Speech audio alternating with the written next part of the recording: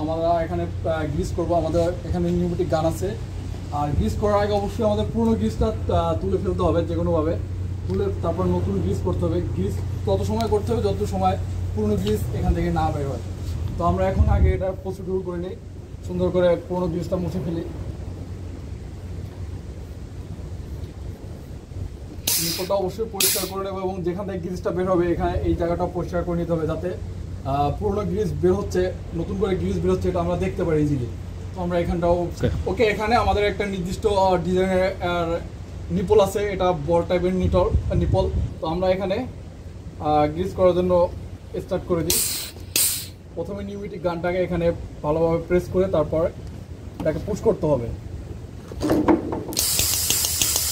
Greece গাছটা already